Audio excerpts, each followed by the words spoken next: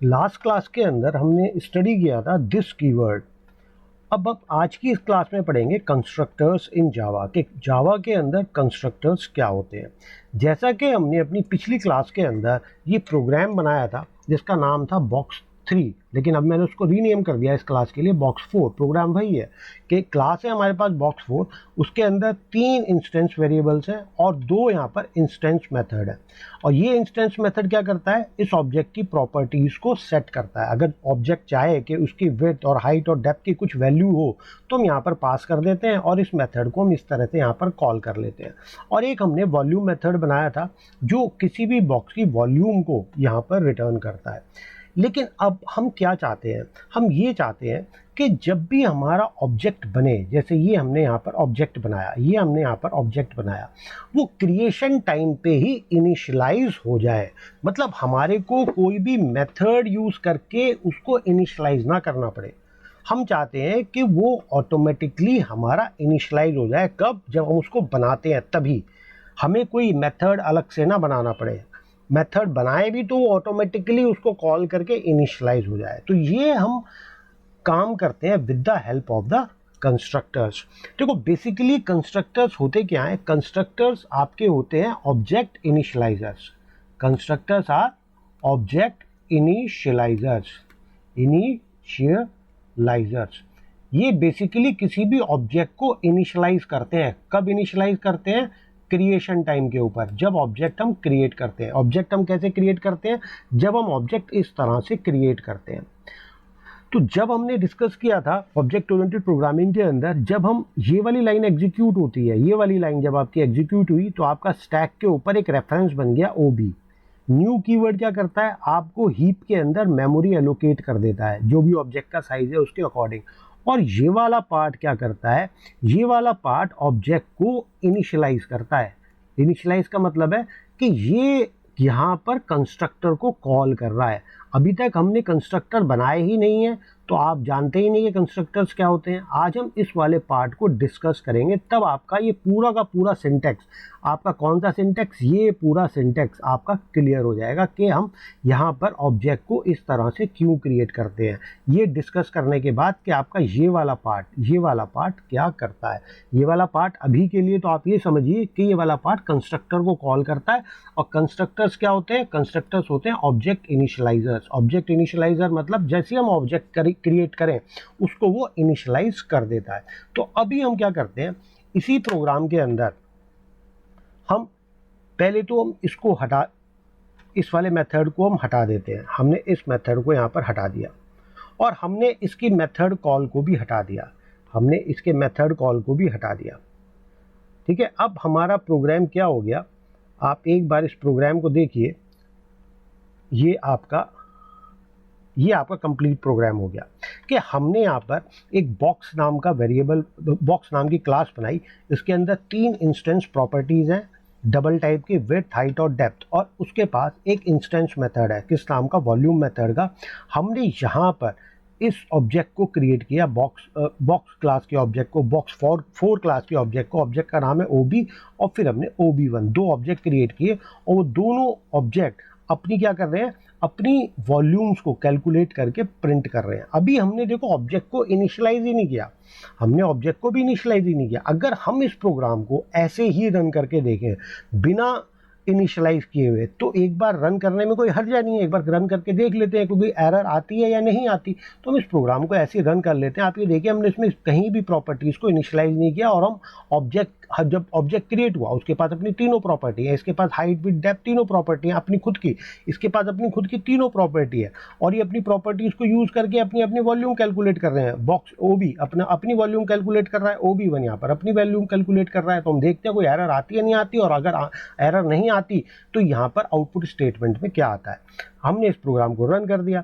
जब हमने रन किया यहाँ पर प्रोग्राम को, देखिए यहाँ पर क्या आया, volume of OB is equal to 0.0 और volume of OB1 is equal to 0.0। अब ऐसा क्यों हुआ?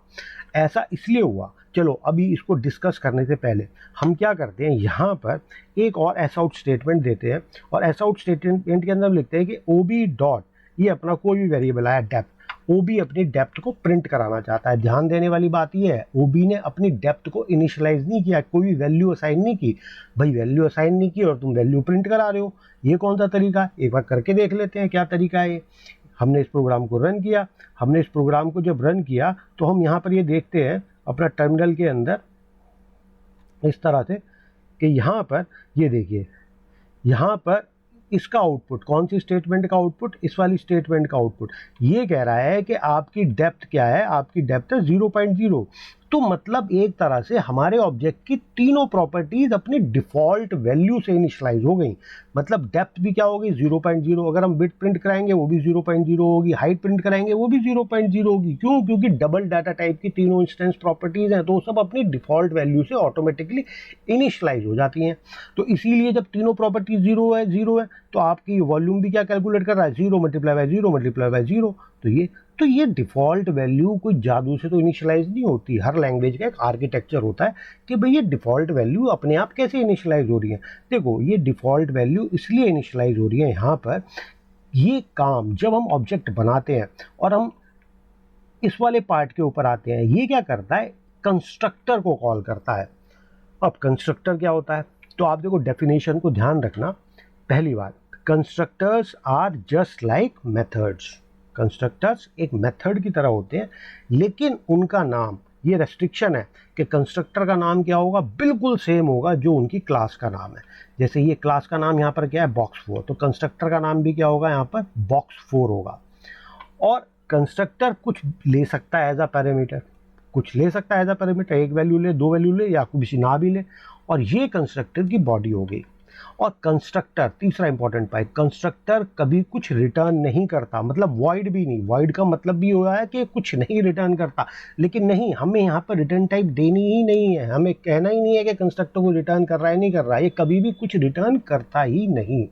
तो हम इस वाले कंस्ट्रक्टर को बोलते हैं डिफ़ॉल्ट कंस्ट्रक्टर। तो हमारे को जावा रन टाइम एनवायरनमेंट ये डिफ़ॉल्ट कंस्ट्रक्टर बना करके देता है। तो कंस्ट्रक्टर की क्या प्रॉपर्टीज होती हैं? कंस्ट्रक्टर का नाम वही होगा जो क्लास का नाम होगा। कंस्ट्रक्टर के पास एक पैरामीटर लिस्ट होगी। तो ये हमारा कंस्ट्रक्टर कौन सा हो गया? Non parameterized constructor. Non parameterized constructor का मतलब क्या होगा? जो कुछ भी ना ले एज अ पैरामीटर। और यहाँ पर रिटर्न टाइप कंस्ट्रक्टर की कभी हम स्पेसिफाई नहीं करते। तो ये क्या हो गया? कंस्ट्रक्टर। और दूसरी इंपॉर्टेंट चीज़ कंस्ट्रक्टर के बारे में, कंस्ट्रक्टर आर ऑटोमेटिकली फायर्ड। अब मैं यहाँ पर एक कमेंट में लिख देता हूँ, दिस विल फायर्ड ऑटोमेटिकली। मतलब ऑटोमेटिकली फायर का मतलब ये अपने आप ही कॉल होगा, हमें कॉल करने की ज़रूरत नहीं है। तो अब ये देखो, इसको और चीज़ों को अच्छी तरह से डेमोन्स्ट्रेट करने के लिए मैं इसके अंदर एक एस आउट स्टेटमेंट दे देता हूँ, और मैं यहाँ पर ये लिख देता हूँ कि कंस्ट्रक्टर कॉल, कंस्ट्रक्टर कॉल की जगह मैं लिख देता हूँ फायर, कंस्ट्रक्टर फायर। अब ये देखिए, जब भी कोई ऑब्जेक्ट क्रिएट होगा, हमारा रन टाइम एनवायरनमेंट ऑटोमेटिकली इस कंस्ट्रक्टर को कॉल करेगा। इसी कंस्ट्रक्टर को क्यों कॉल करेगा? इस कंस्ट्रक्टर को इसलिए कॉल करेगा, देखो हमने यहाँ पर कुछ पैरामीटर पास नहीं किया है, तो ये लाइन क्या करेगी? कंस्ट्रक्टर को ढूंढेगी कि कंस्ट्रक्टर कहाँ पर है, कंस्ट्रक्टर यहाँ पर है, इसको अपने आप ही कॉल कर लेगी। तो जावा रन टाइम एनवायरनमेंट हमारे को ये बनाने की ज़रूरत नहीं होती, हमारे को खुद ही देता है, जो कि प्रॉपर्टीज़ को इनिशियलाइज कर देता है। लेकिन हमने यहाँ पर खुद बना लिया एक बार देखने के लिए कि क्या ये ऑटोमेटिकली कॉल होता है। तो आप चाहो तो अपना बना सकते हो, नहीं तो जावा रन टाइम एनवायरनमेंट तो आपको दे ही रहा है, ठीक है ना। तो अब यहाँ पर नॉन पैरामीटराइज कंस्ट्रक्टर को कॉल करेगा, क्योंकि हमने यहाँ पर कोई पैरामीटर पास नहीं किया। अभी हम थोड़ी देर में देखेंगे यहाँ पर हम पैरामीटर भी पास कर सकते हैं। पहले भी चीज़ों को सिंपल रखो कि यहाँ पर जैसे ही ऑब्जेक्ट क्रिएट होगा, ये कंस्ट्रक्टर यहाँ पर फायर होगा, ठीक है। अब ये देखो, हमने यहाँ पर कितने ऑब्जेक्ट क्रिएट किए? एक ऑब्जेक्ट हमने यहाँ क्रिएट किया, एक ऑब्जेक्ट हमने यहाँ पर क्रिएट किया। अब कंस्ट्रक्टर कितनी बार फायर होगा? 2 बार। तो हम आउटपुट में देखते हैं। अभी है ना, हम इस वॉल्यूम मेथड को यहाँ पर कमेंट कर देते हैं। इस वॉल्यूम मेथड को हमने यहाँ पर कमेंट कर दिया, मतलब हम वॉल्यूम मेथड को कॉल ही नहीं कर रहे, हमने तो केवल और ये आउटपुट स्टेटमेंट को भी हम कमेंट कर देते हैं। तो हमने हमारे पास केवल 2 लाइन है कि हमने इस लाइन में एक ऑब्जेक्ट बनाया, इस लाइन के अंदर हमने दूसरा ऑब्जेक्ट बनाया, बस। अब हम ये एक्सपेक्ट करते हैं कि आउटपुट में क्या आना चाहिए। भाई आउटपुट में ये आएगा। अब ये वॉल्यूम मेथड तो हमने कॉल नहीं किया और कोई आउटपुट स्टेटमेंट भी नहीं है, लेकिन एक आउटपुट स्टेटमेंट किसके अंदर है, कंस्ट्रक्टर के अंदर है। अब ये कंस्ट्रक्टर हर ऑब्जेक्ट के लिए एक एक बार कॉल होगा, एक बार इसके लिए कॉल होगा, एक बार इसके लिए कॉल होगा। कॉल का मतलब है फायर होगा। तो हमें आउटपुट में 2 बार क्या मिलेगा, कंस्ट्रक्टर फायर। कंस्ट्रक्टर फायर हमने तो कॉल किया नहीं, लेकिन जावा रन टाइम एनवायरनमेंट जब ऑब्जेक्ट क्रिएट करता है तो ये पार्ट क्या करता है, कंस्ट्रक्टर को कॉल कर देता है। तो हम देखते हैं कि आउटपुट में क्या 2 बार आ रहा है, कंस्ट्रक्टर कॉल, कंस्ट्रक्टर कॉल।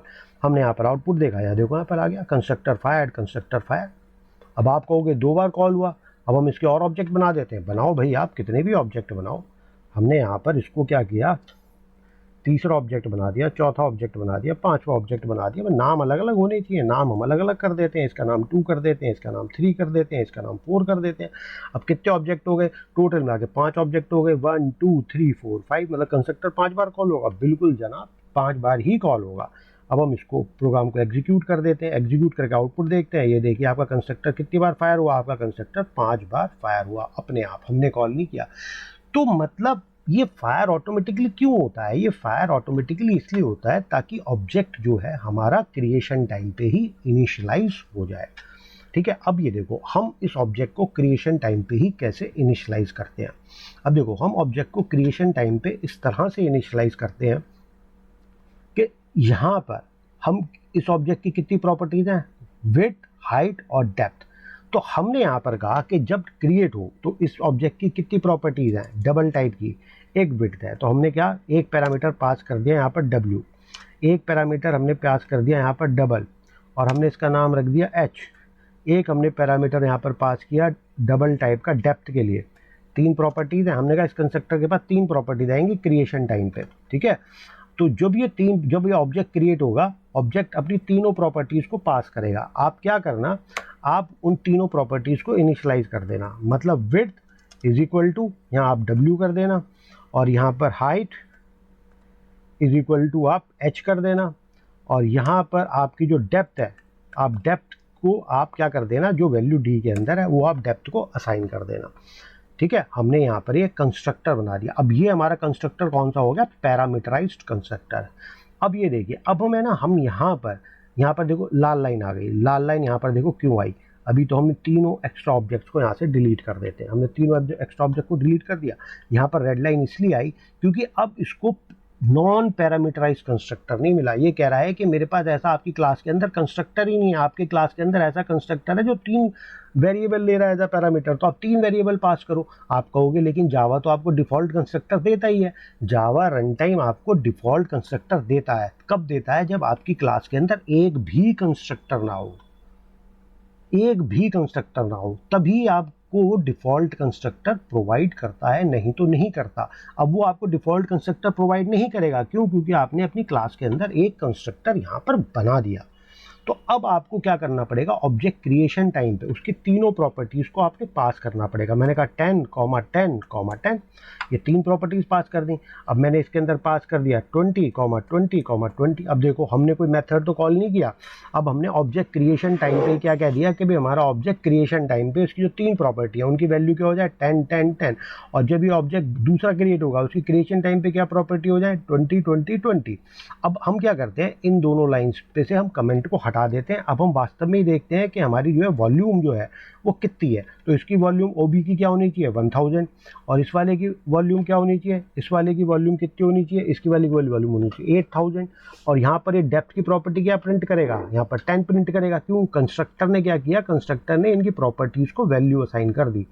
ठीक है ना, कंस्ट्रक्टर के अंदर भी ऑब्जेक्ट का रेफरेंस पास होता है कि वो किस ऑब्जेक्ट को क्रिएट करने के लिए कॉल हुआ। तो जब वो ओबी को क्रिएट करने के लिए कॉल होगा तो वो ओबी की प्रॉपर्टीज को इनिशियलाइज कर देगा। कैसे इनिशियलाइज कर देगा, ये वाली वैल्यू दे करके 10, 10, 10, क्योंकि हमने यही तो पास की है। और जब OB1 के लिए वो फायर होगा, ऑटोमेटिकली फायर होगा, हम कॉल नहीं करेंगे। देखो हम कहीं कॉल थोड़ा ना कर रहे हैं, ऑटोमेटिकली फायर हो रहा है। तो OB1 ने कहा कि भाई मेरे को ये प्रॉपर्टी चाहिए 20, 20, 20। OB1 का यहाँ रेफरेंस पास हो गया। जब OB1 का यहाँ रेफरेंस पास हो गया तो ये OB1 की प्रॉपर्टीज को क्या कर देगा, विड्थ, हाइट और डेप्थ। जब उसका रेफरेंस पास हो गया, हमने पिछली क्लास में कहा था कि अच्छा है कि यहाँ पर आप दिस लिखो, तो हमने यहाँ पर दिस और यहाँ पर दिस लिखा, और यहाँ पर दिस लिखा। दिस का मतलब है जिस ऑब्जेक्ट के लिए तुम फायर हुए हो या जिस ऑब्जेक्ट ने तुम्हें कॉल किया है उसकी विड्थ, हाइट और डेप्थ इतनी इतनी कर दो। ठीक है, तो कंस्ट्रक्टर के अंदर भी ऑब्जेक्ट का रेफरेंस पास हो गया। अब हम देखते हैं कि हमारा आउटपुट के अंदर हमने अब कोई मेथड नहीं बनाया प्रॉपर्टी को इनिशियलाइज करने के लिए। प्रॉपर्टी कौन इनिशियलाइज कर रहा है? प्रॉपर्टी हमारा कंस्ट्रक्टर इनिशियलाइज कर रहा है। अब हम यहाँ पर इसको रन कर देते हैं। हमने इसको रन किया अपने प्रोग्राम को। अब हम देखते हैं कि वॉल्यूम हमारी कितनी आती है। देखो हमारी वॉल्यूम आ गई यहाँ पर 1000 और 10,000, मतलब प्रॉपर्टीज ऑटोमेटिकली इनिशियलाइज कर दी किसने? कंस्ट्रक्टर ने। और यहाँ पर हमने डबल की वैल्यू प्रिंट कराई थी देखने के लिए डेप्थ की वैल्यू। ओबी ने अपनी डेप्थ को प्रिंट कराया था तो ओबी की डेप्थ यहाँ पर वो 10 दिखा रहा है। यहाँ पर इस तरह से चीज़ें बहुत आसान है। अब हम यहाँ पर क्या करते हैं, एक बार एक छोटा सा एक्सपेरिमेंट करके और देख लेते हैं, आपको पता चल जाएगा कंस्ट्रक्टर फायर होनी है, नहीं हो रहा नहीं हो रहा। अब हमने यहाँ पर क्या कर दिया, एक ऐसा आउट स्टेटमेंट दे दी ताकि आउटपुट में पता चल जाए कंस्ट्रक्टर फायर हो रहा है। तो यहाँ पर before in constructor before initialization मतलब कंस्ट्रक्टर के अंदर इनिशियलाइजेशन से पहले ये लाइन एग्जीक्यूट होगी, और ये आफ्टर इनिशियलाइजेशन इन कंस्ट्रक्टर आफ्टर मतलब इनिशियलाइज करने के बाद। ये लाइन की इंपॉर्टेंस नहीं है, हम जो तो बस पढ़ने के लिए देख रहा है क्या भाई ये लाइन दो बार दोनों ऑब्जेक्ट के लिए प्रिंट होनी चाहिए। हमने यहाँ पर इसको फिर एग्जीक्यूट कर दिया। अब ये देखिए आप, पहले जब आपका ऑब्जेक्ट क्रिएट हुआ तो पहले आपका क्या क्रिएट हुआ, ओबी क्रिएट हुआ, तो ओबी के लिए दोनों लाइन प्रिंट हो गई। फिर ओबी ने अपनी वॉल्यूम प्रिंट कर दी। ये देखो क्यों, कैसे, पहले हमारा ओबी कॉल हुआ, ओबी के लिए दोनों लाइन प्रिंट हो गई। फिर ओबी ने क्या किया, अपनी वॉल्यूम प्रिंट कर दी। फिर हमें ओबी की यहाँ पर वॉल्यूम मिल गई। फिर हमने ओबी 2 को क्रिएट किया। फिर हमने किसको क्रिएट किया, फिर हमने क्रिएट किया ओबी 1 को। तो अब OB1 के लिए दोनों लाइनें प्रिंट हो गई, OB1 के लिए अब दोनों लाइनें प्रिंट हो गई। और उसके बाद हमने प्रिंट कराया वॉल्यूम OB1 की, क्या फिर इसने OB1 की यहाँ पर वॉल्यूम प्रिंट कर दी। तो यहाँ पर कंस्ट्रक्टर प्रिंट फायर हुआ, 2 लाइन प्रिंट हो गई, फिर वॉल्यूम प्रिंट हो गई OB की। अब यहाँ पर कंस्ट्रक्टर फायर हुआ, ये 2 लाइन प्रिंट हो गई, और फिर OB1 की यहाँ पर ये आपकी इनिशियलाइज हो गई। एक चीज़ और होती है इसके अंदर, वेरिएबल हाइडिंग। वेरिएबल हाइडिंग के अंदर अच्छा क्या होता है कि जब भी आप कोई प्रोग्राम बने ना, भाई आप एक डेवलपर हो, आप डेवलपर, आपने दूसरी कंपनी ज्वाइन कर ली, अब आपका लिखा हुआ सॉफ्टवेयर जो दूसरा डेवलपर आया उसे तो समझ में आना चाहिए। तो नेमिंग कन्वेंशन लेते हैं हम, वेरिएबल का नाम ऐसी कुछ भी नहीं लिखते। हम क्या करते हैं, हम इसको समझने के लिए, अपने कोड को रीडेबल बनाने के लिए हम वेरिएबल के नाम को इस तरह से यूज़ करते हैं ताकि किसी को भी समझ में आ जाए। तो हमने यहाँ पर इनके वेरिएबल के नाम हमने क्या कर दिए, हमने इस तरह से कर दिए तीनों वेरिएबल के नाम। ये कौन से हैं, ये लोकल वेरिएबल है, ठीक है। यहाँ पर ये विड्थ है, ये विड्थ, ये है आपका विड्थ, ठीक है। अब आप कहोगे कि यहाँ पर तो width is equal to width और फिर height is equal to height, ये क्या लॉजिक है? इसी को कहते हैं वेरिएबल हाइडिंग। वेरिएबल हाइडिंग क्या करता है, वेरिएबल हाइडिंग आपको ये करता है कि डिस्टिंग्विश कर देता है। डिस्टिंग्विश मतलब यहाँ पर आपने दिस लगा दिया, अब इस केस में दिस लगाना जरूरी है कि ये इंस्टेंस वेरिएबल है, और यहाँ दिस नहीं लगा हुआ मतलब ये लोकल वेरिएबल है, क्योंकि ये लोकल जो वेरिएबल एज अ पैरामीटर लेते हैं वो लोकल वेरिएबल है। तो अब यहाँ पर width is equal to width में तो कंफ्यूजन हो जाएगा, भाई width is equal to width, भाई किसकी विड्थ किसको असाइन करनी है, एक लोकल वेरिएबल है, एक इंस्टेंस वेरिएबल है, ये इंस्टेंस वेरिएबल है, ये लोकल वेरिएबल है, भाई किसकी वैल्यू किसको असाइन करनी है। तो यहाँ पर इस एम्बिग्यूटी को, इस कंफ्यूजन को दूर करने के लिए हम यहाँ पर दिस लगा देते हैं कि ये तो आपकी इंस्टेंस प्रॉपर्टी है और ये आपका लोकल वेरिएबल है। तो इसे कहते हैं वेरिएबल हाइडिंग। वेरिएबल हाइडिंग मतलब इसने वेरिएबल्स को मैनिपुलेट कर दिया, ठीक है ना, मतलब वेरिएबल्स को डिफरेंशिएट कर दिया, वेरिएबल को हाइड कर दिया। हाइड का मतलब है कि ये इंस्टेंस प्रॉपर्टी है, उसको तो इंस्टेंस प्रॉपर्टी में हाइड कर दिया, और इसको डिस्टिंग्विश कर दिया कि लोकल वेरिएबल है, उसको लोकल वेरिएबल में हाइड कर दिया, मतलब दोनों को कवर प्रोवाइड करा दिया। नाम एक है लेकिन दोनों एक कवरिंग के अंदर आ गए। अब ये देखिए प्रोग्राम पहले की तरह काम करेगा, यहाँ प्रोग्राम पहले की तरह काम कर रहा है बिल्कुल, ये दोनों आउटपुट आ गए बिल्कुल इस तरह से। तो ये कंसेप्ट होता है आपका वेरिएबल हाइडिंग का। अब इसके अंदर देखो, अब मैं एक ऑब्जेक्ट बनाना चाहूँ, यहाँ पर मैंने ऑब्जेक्ट बनाया box4 क्लास का, क्योंकि क्लास का नाम है box4। इसका मैंने नाम रखा है यहाँ पर OB2 is equal to new. यही कंसेप्ट होते हैं समझने वाले, जिसको हम बारी बारी समझ रहे हैं। आप इनकी अच्छी तरह से प्रैक्टिस कीजिए। अब आप इस तरह का ऑब्जेक्ट बना देते हैं। अब यहाँ पर अंडरलाइन आ जाती है, आप हो गया मैंने तो सिंपल ऑब्जेक्ट बनाया। हम कहेंगे भैया ऑब्जेक्ट तो बनाया है, पर यहाँ पर क्या है, आपने पैरामीटराइज बना दिया। अब आपको डिफ़ॉल्ट नहीं मिलेगा, ये लाइन तो आपकी एरर देगी। आप इसको एग्जीक्यूट करोगे कोई फ़ायदा नहीं है, क्योंकि पहली लाइन लाएंगे कि वो आपको यहाँ पर एरर दे देगा। क्या कह रहा है, कंस्ट्रक्टर बॉक्स 4 इज अनडिफाइंड, मतलब कंस्ट्रक्टर ये आपने डिफाइन ही नहीं किया। तो अच्छा ये होता है, अच्छा गुड प्रोग्रामिंग प्रैक्टिस। हम भी सॉफ्टवेयर डेवलपमेंट के अंदर यही करते हैं ज़्यादातर, किसी केस में नहीं भी करते क्योंकि वहाँ उसकी ज़रूरत होती है, लेकिन ज़्यादातर शुरुआत में हम क्या करते हैं कि इस तरह की एरर्स ना आए, हम है ना एक कंस्ट्रक्टर यहाँ पर डिफ़ॉल्ट कंस्ट्रक्टर एक क्रिएट करके रख देते हैं ताकि इस तरह की एरर्स ना आए। ये ओपनिंग बॉडी और ये क्लोजिंग बॉडी हमने एक ही लाइन के अंदर, अलग अलग लाइन के अंदर प्रोवाइड कर दो कोई बात नहीं है, लेकिन हमने इस तरह से एक बॉडी प्रोवाइड कर दी। अब ये हमारा क्या हो गया, ये हमारा डिफ़ॉल्ट कंस्ट्रक्टर हो गया यहाँ पर, ठीक है। तो आप इसको एक ही लाइन के अंदर बना दो ऐसे, ये हमारा क्या हो गया, ये भैया ये हमारा डिफ़ॉल्ट कंस्ट्रक्टर हो गया। डिफ़ॉल्ट कंस्ट्रक्टर इसलिए ताकि एरर ना आए, अगर कोई ऑब्जेक्ट ऐसे बनाना चाहे तो हो जाए, और उसकी प्रॉपर्टीज़ अब भी डिफ़ॉल्ट वैल्यू से इनिशियलाइज होंगी, क्योंकि अब ये डिफ़ॉल्ट कंस्ट्रक्टर जावा के रन टाइम का डिफ़ॉल्ट कंस्ट्रक्टर कॉल कर लेगा। जब ये जावा रन टाइम का डिफ़ॉल्ट कंस्ट्रक्टर कॉल करेगा तो उसकी प्रॉपर्टीज़ 0 से इनिशियलाइज हो जाएंगी। अब देखो यहाँ से एरर खत्म आ गई, क्यों, क्योंकि अब इसको यहाँ पर ये कंस्ट्रक्टर यहाँ पर मिल गया। तो एक ही नाम के, देखो एक ही नाम के दो मतलब एक ही नाम, इस कंस्ट्रक्टर का नाम क्या है, बॉक्स 4, इस कंस्ट्रक्टर का नाम क्या है, बॉक्स 4, और ये हमारे पास ज़बरदस्ती है। ज़बरदस्ती क्या थोपी गई है कि भाई कंस्ट्रक्टर का नाम वही होगा जो क्लास का नाम होगा।